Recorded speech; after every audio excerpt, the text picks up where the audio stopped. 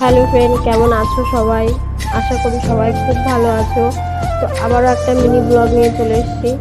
তো সকালে রান্না বান্না কমপ্লিট, বর্মশাইয়ের টিফিন গুছিয়ে দিয়ে বর্মশাই অফিসে চলে গেল। তো তারপরে খাওয়ার বাসন আর রান্নার বাসন টুকটাক থেকে গেছিলো, তো সেই বাসনগুলোই আর কি ধুচ্ছিলাম।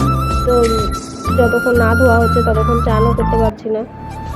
তো শরীরটাও ভালো নেই, ভালোও লাগছে না কাজ করতে, কিন্তু কিচ্ছু করার নেই, যেহেতু আমার একার সংসার, মানে একার মানে দুজনেরই সংসার, বর আর আমার। কিন্তু সে তো অফিসে চলে গেছে, এবার আমার একার সংসার, আমাকে একাই সব কিছু সামলাতে হচ্ছে।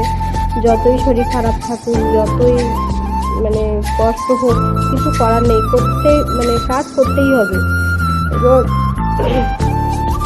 বরমশাই আমার অনেকটা হেল্প করে, কিন্তু তারও অফিস আছে, তারও কাজ আছে, সবসময় সে কি আর করে দিতে পারে? কিছু না হোক রান্না তো আমাকে করতেই হবে, সে তো রান্না করতে পারবে না। আমার শ্বশুরবাড়ি জয়েন্ট ফ্যামিলি, তার সত্ত্বেও আমাকে এখানে একা থাকতে হয়, যেহেতু বরের কর্মসূত্রে আমরা বাইরে থাকি। আজ না মায়ের কথা বারবার মনে হচ্ছিল, যে মা বিয়ের আগে আমার একটু শরীর খারাপ করলে মা কত যত্ন নিত, কত গাল ভাত মাকে খাইয়ে দিত, এগুলোই বারবার মনে হচ্ছিল।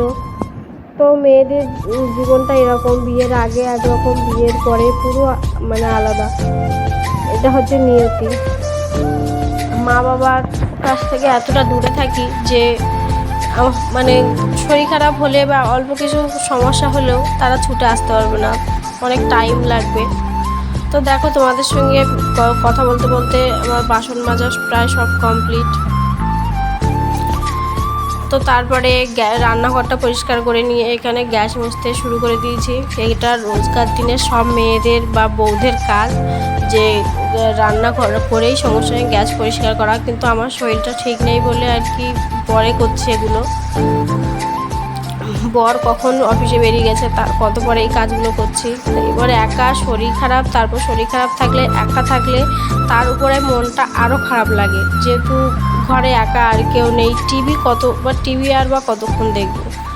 তো দেখো, তোমাদের সঙ্গে কথা বলতে বলতে গ্যাস মোছা প্রায় কমপ্লিট। আর গ্যাসের পাশে প্রচুর মানে রান্না করতে করতে নোংরা জমে যায়।